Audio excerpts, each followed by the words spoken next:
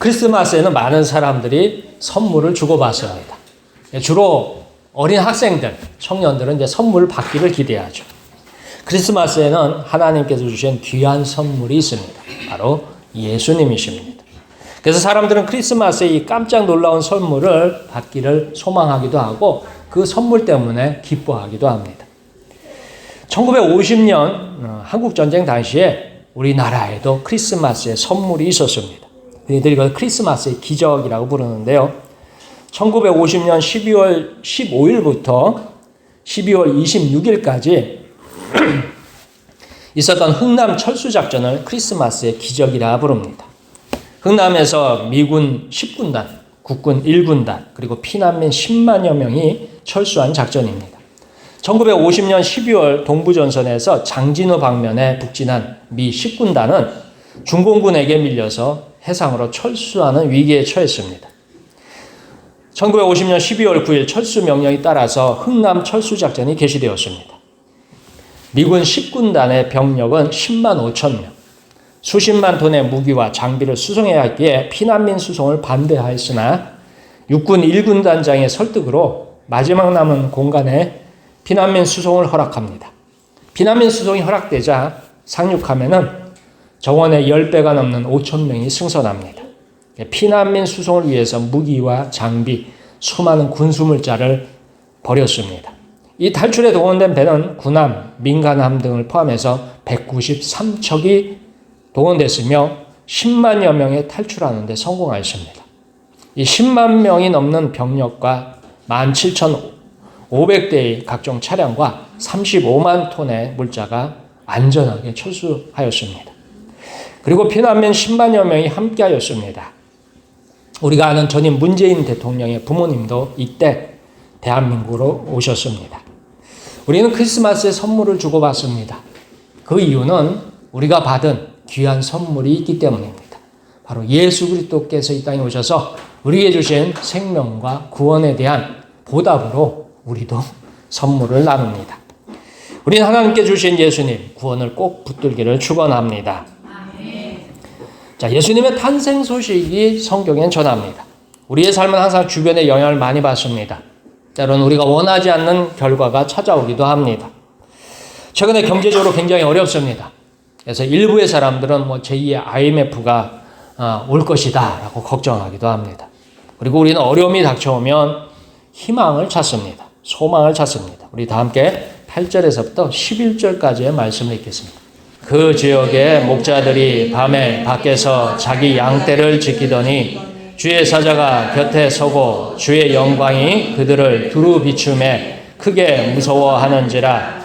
천사가 이르되 무서워하지 말라. 보라, 내가 온 백성에게 미칠 큰 기쁨의 좋은 소식을 너희에게 전하노라. 오늘 다윗의 동네에 너희를 위하여 구주가 나셨으니 곧 그리스도 주시니라. 아멘. 오늘 성경에 나오는 이스라엘의 목자들은 이스라엘 중에서 가장 비천한 직업을 가진 사람들입니다. 오늘날 말하면 굉장히 힘들고요, 더럽고 위험한 직업이 목자입니다. 우리가 생각하는 목자 하면은 평화로운 들판에서 양떼가 평화롭게 있고 그 양떼를 인도하는 목자를 생각하지만 실제 목자들은 오늘날 말하는 3D 업종에 속해요. 굉장히 힘듭니다. 왜냐면 그들은 양을 치러 나가면 한 달이고 두 달이고 들판에서 살아요. 그러니 씻고 먹고 하는 걸 다 들판에서 해결해야 돼요. 그러니까 굉장히 힘들고 잠자리는 어디서 자요? 야외에서 자요. 이슬을 맞으면서 그 야외에서 잠을 자는 것입니다. 그러니까 더럽고 위험한 직업. 또 왜냐하면 들짐승이나 성경에 보면 사자와 곰이 있다고 나와요. 성경에 보면 구약성경에 보면 다윗도 사자와 곰을 만났다고 할 정도로 이리와 여러 가지 짐승들이 그 양떼를 노릴 적에 그 양떼를 지키기 위해서 목숨을 걸고 싸우는 그런 직업이 목자입니다. 굉장히 힘든 직업이에요. 이 사람들에게는 세상은 항상 힘들고 걱정스럽고 고통스러운 삶입니다. 조금의 희망도 없고 한숨만 나오는 상황에서 놀라운 경험을 합니다. 바로 조상들이 성경에서 말하던 천사가 이들을 찾아옵니다. 그러니까 혼자 천사를 만나는 현상이 아니라 여러 명의 목자가 천사를 목격합니다. 심지어 천사들이 전해준 소식이 더욱 충격을 줍니다. 바로 구원자에 대한 약속입니다. 성경에 나오는 이 천사가 목자들을 찾아와서 소식을 전합니다. 어떤 소식? 구원자에 대한 소식이에요. 구원자의 소식이 왜 필요했냐 하면 당시의 유대인들은 이스라엘 민족의 구원자를 기다리고 있습니다. 왜냐하면 이 유대인들의 조국, 나라가 멸망한 지 400년이 돼요. 계속해서 식민지로 이방인들의 지배를 받습니다. 한 민족의 지배를 받으면 끝나면 또 다음 민족이 찾아와서 또 지배해요. 그러니까 주변에 좀 힘 있는 민족들은 이 이스라엘은 뭐냐면 저금통이에요. 자기들이 힘이 세지면 이스라엘에 가서 뺏어오면 돼요. 주변 민족들이 그렇게 이스라엘 민족을 식민지로 만들어서 지배하는데 자그마치 400년. 몇 년이요? 400년. 그리고 조선왕조 몇 년이라고 해요? 500년 하죠. 그 정도의 긴 기간 동안 이방 민족들이 계속 이스라엘을 찾아와서 그들의 삶에 필요한 것들을 뜯어가고 사람들을 잡아가고 그리고 그들의 삶을 계속해서 억압하고 그들을 죽이고 학대하는 일들이 계속해서 일어납니다. 자, 이쯤 되니까 사람들이 거의 삶에 포기하는 단계에 이르렀어요. 그래서 그들 마음속에서 기대하는 게 딱 하나 있어요. 뭐냐? 조상들이 듣던 하나님만이 우리를 구원할 수 있겠다라는 기대입니다. 그때 구주, 구원자의 소식입니다. 기름 부은 자, 그리스도가 오신다는 소식입니다. 바로 그 소식을 전한 게 크리스마스입니다. 우리가 말하는 성탄절입니다. 우리를 구원하신 예수 그리스도를 믿기를 축원합니다. 예수님께서 세상에 오셔서 세상에 베푸신 은혜가 무엇일까요? 오늘 성경에는 하나님의 영광이 드러났으며 땅에는 평화를 약속하셨습니다. 우리 다 함께 11절에서부터 14절까지의 말씀을 읽겠습니다. 오늘 다윗의 동네에 너희를 위하여 구주가 나셨으니 곧 그리스도 주시니라. 너희가 가서 강보에 쌓여 구유에 누워 있는 아기를 보리니 이것이 너희에게 표적이니라 하더니 보려니 수많은 천군이 그 천사와 함께 하나님을 찬송하여 이르되 지극히 높은 곳에서는 하나님께 영광이요 땅에서는 하나님이 기뻐하신 사람들 중에 평화로다 하니라. 아멘. 자, 천사가 전한 소식은 우리를 구원하신, 우리의 구원자 되시는 예수님께서 세상에 오셨다는 내용입니다. 이것이 정말로 중요합니다. 그리고 주님의 오심을 설명하기를 이렇게 해요. 지극히 높은 곳에는 하나님께 영광이요 땅에서는 하나님의 기뻐하신 사람들 중에 평화로다 합니다. 실상 구약성경 말라기 선지자, 우리 구약성경의 마지막 성경이 말라기예요. 신약성의 첫 번째 성경이 뭐예요? 마태복음이죠.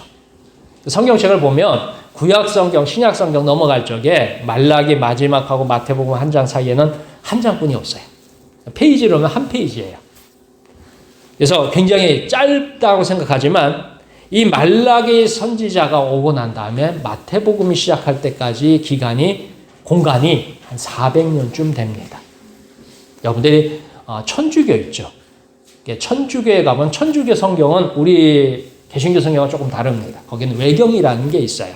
왜냐하면 외경에 보면 마카베오 상하하고 유디트, 토비트 상하가 있어요.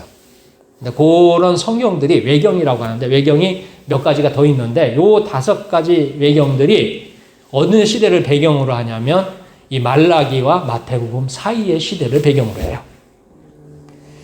그래서 이 말라기 후에 마태복음까지 400년 동안 무슨 일이 있었느냐 하는 거예요. 이스라엘 민족에게. 하나님이 선택한 민족, 하나님을 그렇게 열심히 잘 믿는다고 스스로 주장했던 민족에게 어떤 일이 있었느냐? 하나님의 말씀이 끊어졌습니다. 이것을 표현한다면 하늘문이 닫혔다, 하늘문을 닫았다라는 표현이 정확할 것입니다. 그렇게 하나님의 천사가 전한 내용은 하나님께서 다시 이스라엘로 돌아오셨다는 내용입니다. 구약성경 후반부에 속하는 하박국, 여러분들 구약성경에 나중에 가서 보시면 하박국서라는 게 있어요. 그리고 학개, 스가랴, 말라기를 읽어보면 이스라엘의 노골적인 불신앙이 나옵니다. 아주 노골적이에요. 아주 구체적입니다. 하나님의 음성에 대해서 이런 이유 저런 이유를 들면서 피해갑니다. 그때 이스라엘 민족의 핑계가 있어요. 우리는 너무 바쁘고 너무 지쳤고 피곤하고 가난하고 힘듭니다 하는 거예요. 우리 모습하고 비슷하죠. 우리 너무 바쁘잖아요. 그리고 우리 너무 지쳤잖아요. 그리고 굉장히 피곤하죠. 그리고 뭐예요? 힘들고 또 물질적으로 가난하기도 합니다. 이게 그 당시 사람들이 겪은 일이에요. 이방의 민족에서 식민지를 겪으면서 선지자들이 찾아와서 얘기할 때마다 우리는 너무 바빠요. 우리는 너무 힘들어요. 우리는 너무 피곤합니다. 우리는 너무 가난합니다. 라는 것이 이스라엘 사람들의 공통되는 주장이었어요. 그러면서 이 정도면 우리가 말씀 따라서 순종하는 거 아니겠습니까? 그러면서 하나님을 점점 무시합니다. 그러면서 하나님 없이도 살 수 있을 것처럼 주장합니다. 우리는 충분히 지혜롭고 우리는 경험이 많으며 우리는 능력이 있습니다. 그러니까 굳이 하나님 선지자의 잔소리를 들을 필요가 없습니다. 라고 해요. 왜냐하면 하나님의 선지자가 이야기하면 그 이야기에 대해서 노골적으로 무시했어요. 그러면서 속으로 생각하게 그랬는지도 몰라요. 지가 어쩔 건데. 하나님 선지자가 아무리 얘기해도 너는 너고 나는 나다라고 하는 거예요. 이게 뭐냐면 일종의 잔소리로 듣는 거죠. 목사도 설교할 적에 이 잔소리가 될까 봐 참 걱정이 많이 돼요. 목사의 설교가 잔소리가 되는 순간이 있어요. 우리 아이들한테 잔소리를 좀 해보세요. 막 뭐라고 하면 아이들이 어떤 태도를 보이시는 줄 아세요? 갑자기 공손해져요. 그리고 어떻게 해요? 고개를 어떻게 해요? 푹 숙여요. 그러면 엄마나 아빠 입장에서 잔소리를 하다가 아이가 고개를 숙이고 이렇게 가만히 있으면 야, 얘가 소리를 듣고서 반성하겠구나 하면서 또 좀 애잔하게 해서 어떻게 해요? 말을 해요, 안 해요? 안 해요. 그래서 아이들도 알아. 이럴 때는 뭐냐면 잔소리를 할 때는 고개를 살짝 숙이고 그냥 뭐냐면 잘못을 용서받을 것처럼 그러고 있으면 잔소리가 어떻게 해요? 머리 위로 어떻게 돼요? 다 지나가잖아요. 제가 설교해 보니까 교인들도 그러는 것 같아요. 갑자기 잔소리처럼 들려지기 시작하면 고개를 이렇게 살짝 숙이고 그러고 있는 것 같아요. 근데 아무튼 이스라엘 민족은 이 선지자의 음성에 대해서 잔소리처럼 생각합니다. 그래서 하나님께서 결단을 하십니다. 그래서 침묵하십니다. 하나님께서 입을 굳게 다무셨습니다. 몇 년 동안요? 400년 동안. 하나님의 음성을 듣지 않는 이스라엘 민족. 하나님의 음성을 잔소리처럼 생각하는 이스라엘 민족. 내 뜻과 내 재주와 내 능력으로 살 것 같고 내가 가진 것으로 얼마든지 세상에서 잘 될 것 같은 그 주장을 하는 이스라엘 민족을 향해서 입을 닫습니다. 심지어 하나님은 더 이상 선지자를 세우지 않습니다. 하나님께서 사자를 보내지 않습니다. 그러니까 하나님의 뜻은 그런 거예요. 너희들끼리 그럼 잘 살아봐라. 몇 년 동안요? 400년 동안. 잘 살아봐라 해서 하나님께서 입을 딱 닫아드렸어요. 그러면 그 이스라엘 민족이 잘 됐을까요? 부유하고 형통하고 승승장구하면서 잘 됐느냐 하는 것입니다. 아닙니다. 그래서 민족은 점점 망해갑니다. 이스라엘 민족은 더욱 큰 고통을 경험합니다. 가뭄 면제 계속되면 아프리카 같은 데 보면요. 사하라 사막 일대가 이 사막이 자꾸 늘어나요. 그것 때문에 그 지역에 사는 사람들은 굉장히 고통스러워서 그 사막을 막기 위해서 온갖 방법을 다 동원합니다. 이렇게 가뭄 몇 년째 계속되면 처음에는 극복하려고 노력을 많이 해요. 그런데 나중에는 어떻게 해요? 다 포기하고 떠납니다. 왜요? 사람의 노력, 사람의 인내심, 사람이 할 수 있는 힘은 몇 년, 몇십 년까지는 돼요. 근데 몇백 년이 넘어가기 시작하면 사람들은 그건 운명이겠거니 하면서 포기합니다. 이스라엘 민족도 동일해요. 하나님의 음성이 닫히자마자 그들은 포기하기에 이릅니다. 언젠가 하나님께서 찾겠지. 언젠가 하나님은 은혜를 주시겠지라는 의미로 찾고 찾습니다.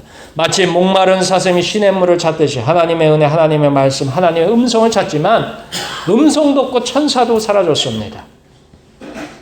예전에 선지자의 잔소리를 듣고서 조용히 있던 그 사람들. 그들이 무시하던 신앙과 믿음도 메말라 죽었습니다. 신앙과 믿음의 흔적만 남았습니다. 그곳에 이제 천사가 찾아와서 다시 소식을 전합니다. 가장 중요한 소식을 전합니다. 그렇게 기다리던 그리스도가 나십니다. 이 소식보다 큰 소식, 이 소식보다 큰 영광, 기쁨, 평화가 이스라엘 민족을 찾아왔습니다. 그렇게 기다리던 소식입니다. 가뭄의 장마의 소식, 가뭄에 비 오는 소식처럼 기다렸습니다. 우리는 하나님의 말씀을 거절하면 얼마든지 하나님은 침묵할 수 있습니다. 오늘 한국교회가 지금 어떤 위기에 처했는지도 몰라요.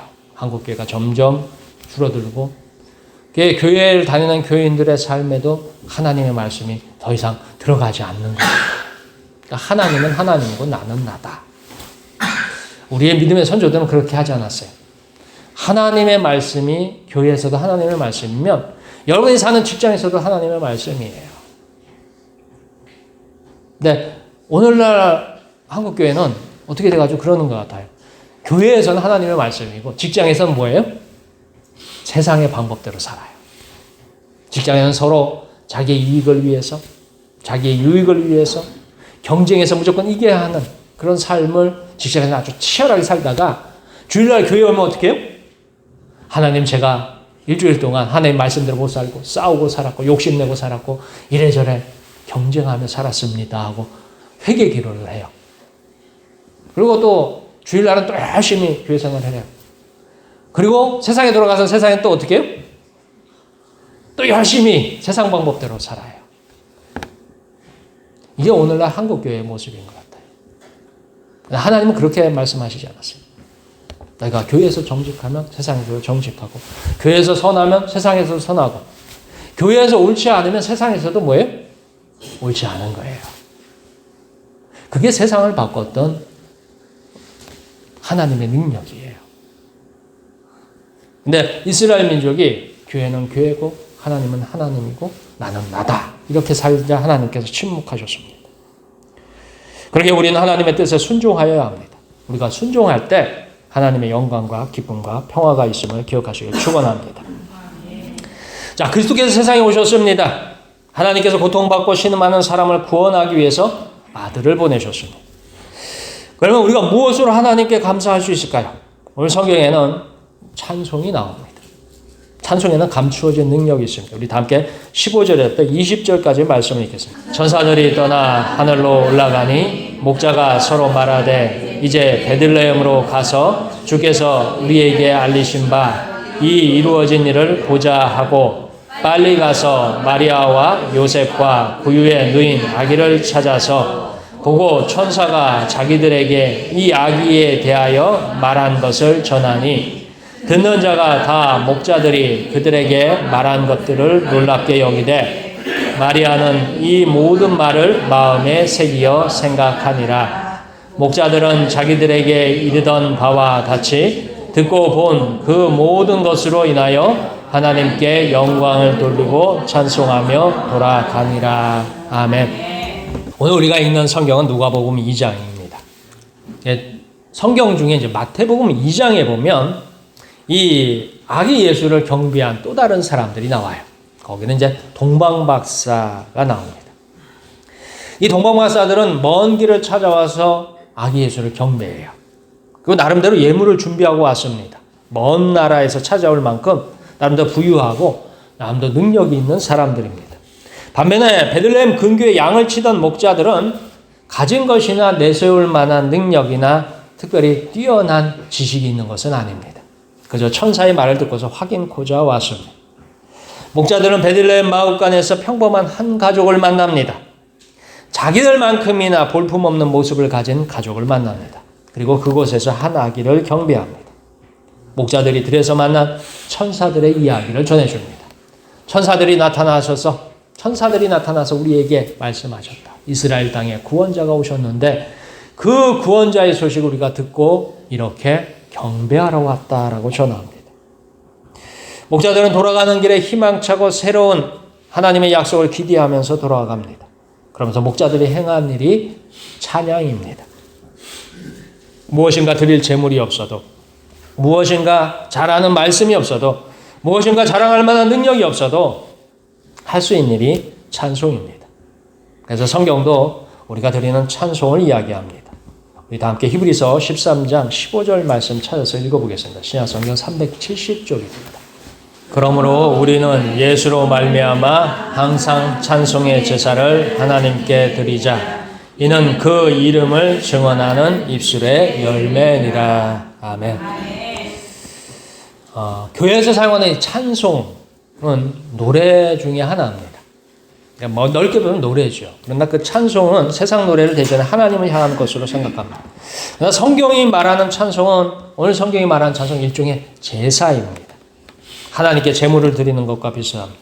그래서 찬송은 여전히 하나님께 속한 것이고 하나님이 어떻게 찬송을 받으시며 어떻게 찬송을 사용하는지는 수수께끼 같습니다. 성경에는 이 찬송의 능력이 있어요. 그래서 우리가 하나님을 만나는 가장 빠르고 쉽고 직접적인 방법이 찬송입니다. 이 찬송은 세상 유행가하고는 또 다릅니다. 세상에도 기쁜 노래, 즐거운 노래, 사람들이 좋아하는 노래가 있어요. 그 노래들과 찬송은 달라요. 그래서 시편 22편 3절에 보면 이스라엘의 찬송 중에 계시는 주여 주는 거룩하심이니이다 했습니다. 우리가 찬송을 부를 적에 경험하는 그 느낌이라고 해야 될까요? 경험하는 그 마음이 거룩입니다. 그래서 여러분들이 하나님에 대해서 잘 모르고 하나님에 대해서 잘 했을 적에 여러분들이 하나님을 향해서 찬송을 불러보세요. 그럼 여러분이 알고 있는 것, 여러분이 지식적으로, 여러분이 경험적으로 아는 것보다 더 빠르게 하나님이 여러분의 마음에 오셔서 만날 수 있습니다. 오늘 찬송은 예수님의 이름을 증언하는 하나의 방법입니다. 우리가 예수님의 이름을 증언하는 게 뭐예요? 전도잖아요. 근데 오늘 성경은 그 찬송이 예수님을 전하는 전도의 수단이다라고 얘기합니다. 예수님을 세상에 전하는 한 가지의 방법입니다. 우리가 할 수 있는 예수님을 설명할 수 있는, 예수님을 전달할 수 있는 방법 중에 하나입니다. 그래서 찬송을 부를 적에 사람들의 마음이 움직입니다. 심지어 찬송을 부를 적에 하나님의 보좌가 움직인다라고도 말합니다. 베들레헴 근교의 목자들이 아기 예수를 경배하고 돌아가는 길에 부른 찬송은 예수님을 세상에 전했습니다. 목자들이 예수님을 세상에 증언하였습니다. 우리는 목자들을 보면서 우리가 무엇을 할 수 있는지 확인합니다. 여전히 우리는 예수님을 경배합니다. 그리고 예수님을 전해야 합니다. 그분의 태어나심과 죽으심과 부활을 전합니다. 말로서 전하는 방법도 있고 찬송을 통해 전하는 방법도 있습니다. 기도를 통해서 예수님을 전하라고 합니다. 여러분들이 기도를 통해 가지고 이제 올해가 며칠 남았어요? 네, 이제 올해 며칠 안 남았죠. 네, 여러분들이 제가 연초에 처음에 부임하고서 기도 수첩을 나눠드렸어요. 기도 수첩에 기도를 쭉 적으셨으면 아직 안 적으신 분 있으면 적으시고 그리고 기도를 해보세요. 여러분들이 기도를 해보세요. 그리고 기도 응답을 받아보시길 축원합니다. 그러면 과거 이스라엘 민족 어제죠. 어제 일이죠. 과거 이스라엘 민족이 천사도 만나고 천국도 보고 뭐 여러 가지 하나님의 기적을 체험했잖아요. 그러면 어제도 동일한 하나님이 오늘도 똑같은 일을 하실 수 있어요, 없어요? 하실 수 있어요. 미래에도 하나님이 그 일을 어떻게 해요? 하실 수 있어요. 또 여러분들이 기도할 적에 성경에 보면 이스라엘 민족의 가장 큰 힘이 있다면 그건 하나님 앞에 기도하고 하나님은 그 기도를 들으시는 거예요. 그리고 그 기도에 응답하시는 거예요. 오늘 우리에게는 가장 큰 힘이 있다면 그것은 우리도 하나님 앞에 기도할 수 있다는 거예요. 그리고 하나님은 그 기도를 들으시고 그 기도에 어떻게 해요? 응답하실 수 있어요. 그래서 올해가 가기 전에 여러분들의 기도 수첩을 적어서 꼭 기도 응답을 받으시길 주의 이름으로 축원합니다. 우리가 기도할 때 마지막 예수님의 이름을 기도합니다. 아멘 하죠. 그 예수님이 어떤 예수님이냐? 우리를 구원하기 위해서 오신 예수님이에요. 그 예수님이 성탄절의 주인공이세요. 그분께서 십자가에 죽으시고 부활하시고 하나님 우편에 앉으셨어요. 우리 눈에는 보이지 않지만 성경은 그 예수님이 살아계시고 지금도 응답하시고 우리를 도우실 수 있다고 했어요. 여러분들이 예수님의 이름으로 기도합니다. 아멘 하면서 성경에 보면 요한복음 14장 14절에 너희가 내 이름으로 무엇이든지 내게 구하면 내가 행하리라 했어요. 그 말씀에 의지해서 우리는 예수님의 이름으로 기도합니다. 아멘합니다. 그래서 여러분들이 기도하셔서 여러분들이 응답을 받으세요. 그리고 성경에 있는 그 예수님이 진짜 내 기도에도 응답하신다는 것을 확인하세요. 그러면 여러분이 하나님의 자녀고 천국이 여러분들 앞에 약속되어 있고 여러분이 성경에 약속하신 축복이 여러분 손에 아주 가까이 있는 거예요. 그럴 적에 여러분은 그것을 경험하고 그것을 전하면 돼요. 여러분들 이웃에 보면, 여러분의 주변에 보면 예수 안 믿는 사람들이 그렇게 많아요. 이유는 간단해요. 그분들이 너무 똑똑해서 그래요. 똑똑한 사람들 예수를 안 믿어요. 왜냐면 성경에는 왜냐면 논리적이나 과학적으로나 상식적으로 맞지 않는 이야기가 굉장히 많아요. 이유는 간단해요. 하나님은 논리적이지도 않고 상식적이지도 않고 과학적이지 않기 때문이 아니라 그것을 넘어서 계시는 분이시기 때문이에요. 그래서 우리의 지혜와 우리의 경험과 우리의 지식으로는 하나님을 발견할 수 없습니다. 오직 하나님께서 우리에게 응답하실 때만이, 우리를 찾아오실 때만이, 우리를 붙들어 주실 때만이 우리가 하나님을 알 수 있어요. 우리 목포서부교회에 속한 우리 모두, 이 자리에 있는 우리 모두는 그 하나님이 우리를 찾아오는 경험, 하나님 우리를 만나는 경험, 하나님 우리 기도에 응답하는 경험을 갖길 주의 이름으로 축원합니다. 그래서 세상에서 흔들릴 것이 아니라 세상이 어떻게 할지라도 하나님이 계시고 내가 그 하나님을 사랑하고 내가 그 예수님을 믿어서 하나님의 자녀로서 그리고 하나님의 백성으로서 세상의 어떤 풍파도 이기는 우리 모두가 되시길 주의 이름으로 축원합니다. 오늘 이스라엘의 목자들이 배운 것도 없고 가진 것도 없어요. 그러나 그들은 예수님을 만나고 찬양하며 돌아가면서 이스라엘 땅에 구주가 나셨음을, 예수님께 하나님께서 돌아오셨음을, 하나님께서 우리를 구원하실 것을 전하였습니다. 우리의 삶은 선한 삶을 통해서도 예수님을 전할 수 있고 나누는 삶을 통해서도 전할 수 있습니다. 그러나 우리 목포서부교회는 기도하는 삶을 통해서 예수님을 전하는 모두가 되시길 주의 이름으로 축원합니다. 기도하겠습니다.